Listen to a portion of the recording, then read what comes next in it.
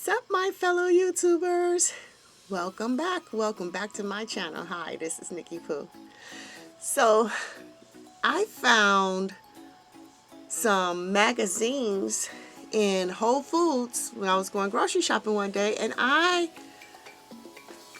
didn't even know that Time magazine was doing a special on Pokemon. So, you know, I had to collect, of course, the magazines, of course. Yes, of course. So I thought it was pretty cool. I was like, these are some nice magazines. And I was flipping through the pages, and it kind of like just goes along how, you know, Pokemon started and where they are, and, you know, how they've actually become pretty big, you know. So I thought I would show you guys the magazines that I got, and because you guys may not have known about it either, you know. So the thing is, it's kind of hard to find them, right? So I guess they came out in sections, in groups or whatever. So like I say, I was lucky to pop up on them and was able to collect some. But before we get into all the topics and everything, we got to get into these code cards.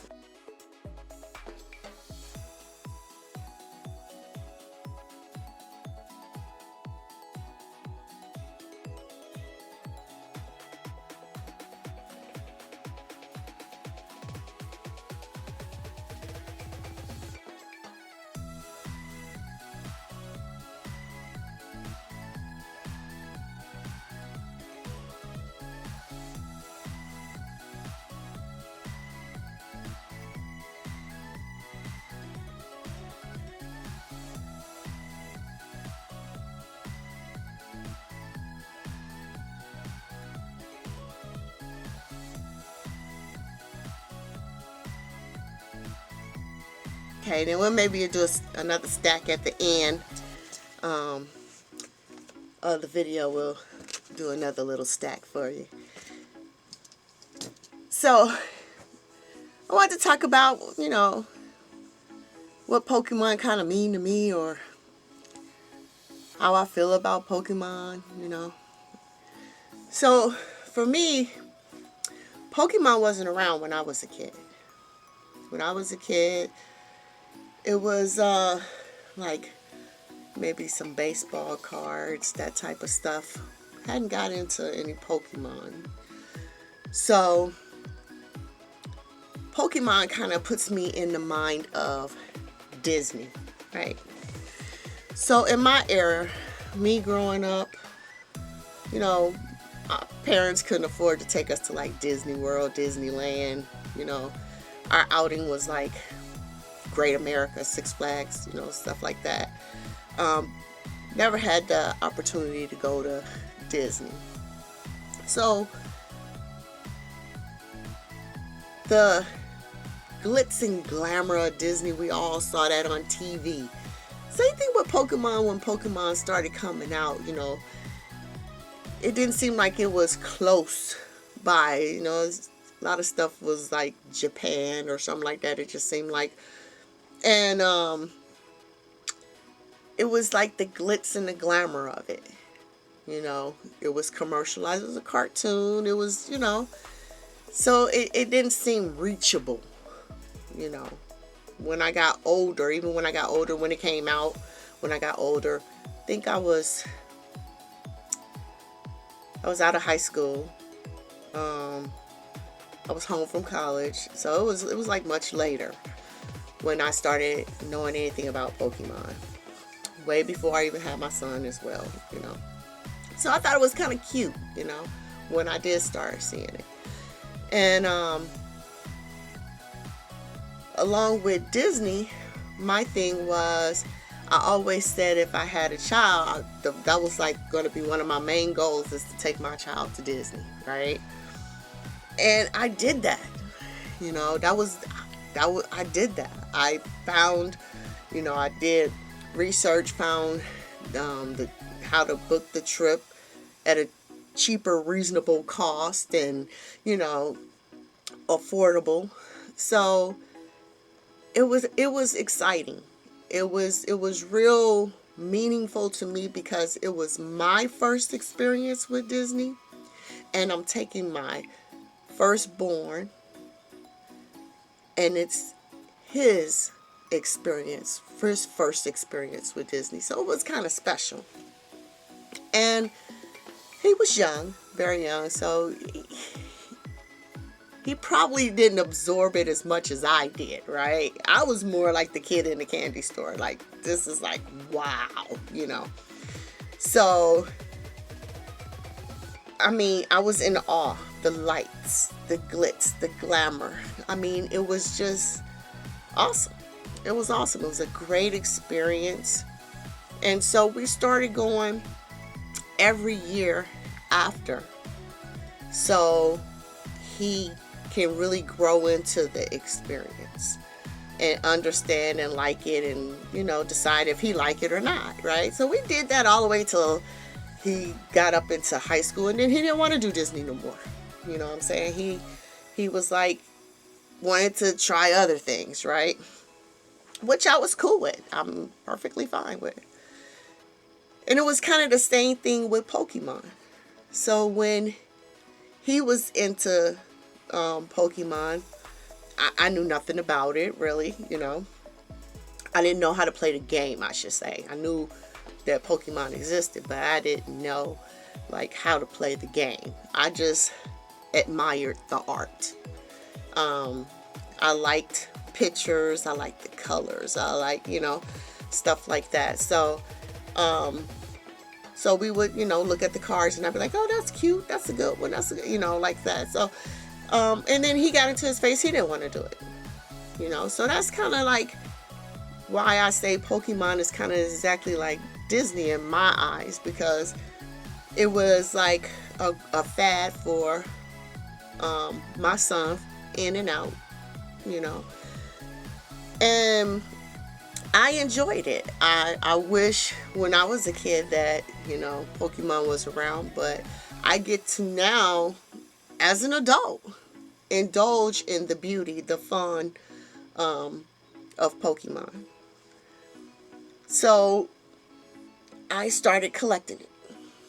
I wasn't collecting it like real big. I'm small time collecting. I'm not into all that $30,000 cards and all that. I don't even know. I can't even follow that stuff. It's too much. So, but I like the little things that give me joy is the things that I collect. So when I saw these magazines, I was like, oh, wow, this would be great for my collection, because I don't have anything like this in my collection. This is pretty different for me, So I grabbed these magazines, and I wanted to show you guys, the magazines. There were 7. And these are the second 3. So that way you can see all the magazines that came in the set, which was pretty cool. It's pretty neat. I have to buy probably some 8x10 frames to put these magazines in, and store them. I'm not going to send them in and get graded or nothing like that. No, I'm not going that far. No. So, and then the final one, Gengar. So now, the Pokemon thing has taken off, and it's, really fun. But it's now in a scenario where it's like really booming right now, really booming. So collecting is a little bit more difficult than it was when I, had first started really collecting.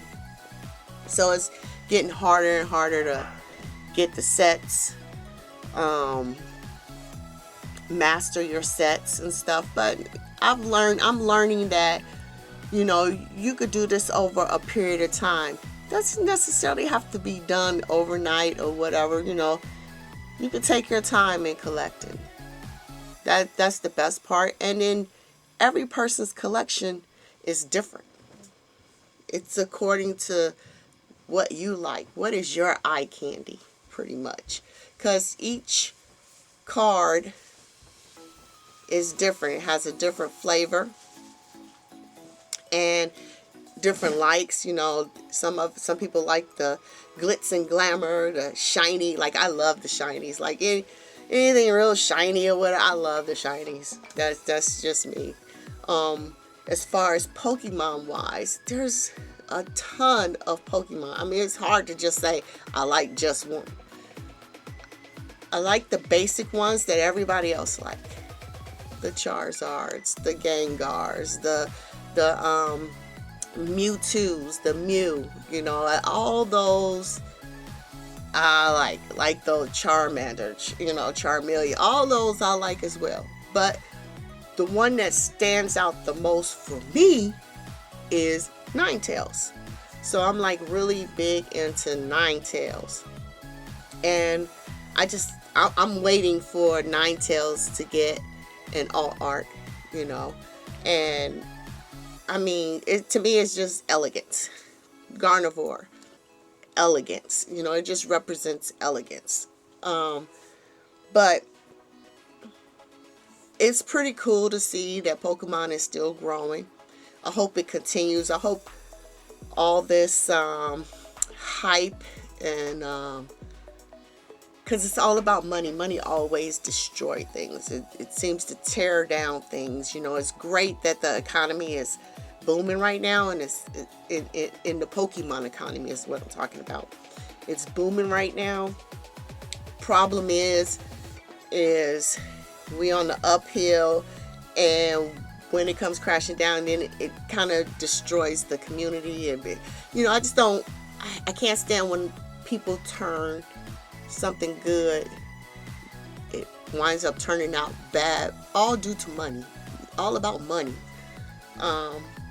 But hopefully it just stays in a nice way, I could say, and it don't turn out bad or bitter, because it kind of takes the fun out of it. But yeah, guys, I just thought I would give a little synopsis of kind of like why I collect Pokemon, how I got started, things I like. I like Pikachu. Who doesn't like Pikachu, right? Pikachu, Charizard, those are like the top dogs in Pokemon. Like, people were at one point complaining like they were sick of Charizards or whatever, you know. How can you get sick of Charizard? Charizard is like the big dog. You know what I'm saying? He's like the king. He's like, you know, he's the top dog. And the thing about it is with Charizard is he's always on the fight. He always have to, you know, anybody that's on top, right? The top dog always have people coming after him because people want their position. And Charizard is that one. He's the top dog, and everybody wants to be the top dog. So he's challenged constantly, as it shows in some of the cards, because like the cards tell stories, right? You got Venusaur and Charizard going at it. You got Mewtwo and Charizard going at it. You know, everybody wants to be that top dog. So to be the top dog, you got to beat the top dog, right? So he's always challenged, always challenged. But I love seeing his cards, especially some of the cards where he's not necessarily looking really aggressive. He's looking peaceful. Like, I could finally have some me time. I'm not under attack. I could go and enjoy myself. Like Charizard 151. In my eye, that's how I see it, right? I see him soaring, enjoying himself peacefully without being under attack. When you look at the Charizard and Paldean Fates, real aggressive, real manly. I'm showing, you know, my strength. I'm showing you I'm king. You know, you get everybody gets their own perspective or idea of what they think the card means and represent. You know, because in my eye, you know, they all tell a story. Everything tells a story. And the story that you see may be different from the story that I see. But it doesn't matter. Why? Because it's my collection. It's your collection. And you can build it and interpret it however you want.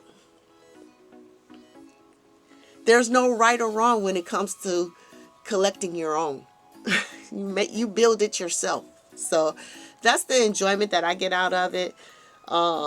It's pretty cool. The graphics is cool. And like I say, I pretty much, I always liked art, so I enjoy it. And I think it's pretty cool. I hope it continues. Like I say, now they have come out with TCG digital. They got Pokemon digital now, right? And like I say, I hope that that doesn't take over. I hope they still continue to print cards or whatever, because like I say, I'm not really into this digital world. I like tangible things. I like to hold my cards in hand, look at my cards, because as we notice all the time, right? If we see an item on camera or on video or a picture of an item, you know, it doesn't look the same in hand. It always looks a little different. You miss a lot, right? And having it in hand gets you to see the actual details. Because, I mean, some of it is textured. Some of the cards are textured. You can't see that texture on camera, on digital, you know. There's a lot of details in a lot of the drawings, and you tend to miss it when it's on camera versus when it's in your hand, you know.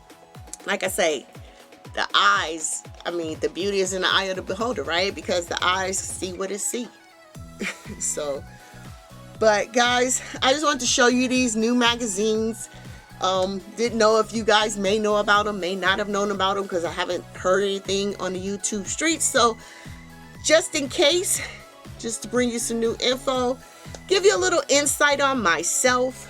And now we're going to exit out with another stack of these code cards.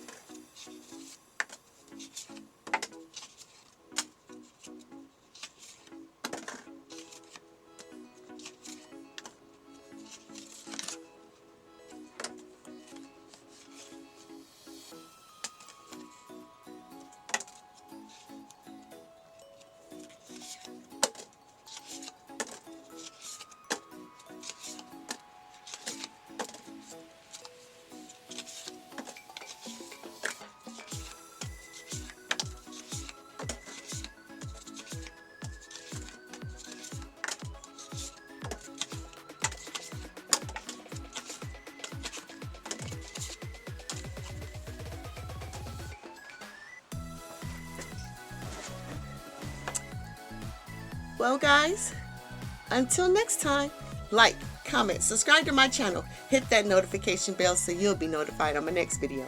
Until then, this is Nickie Poo and I'm out. Peace.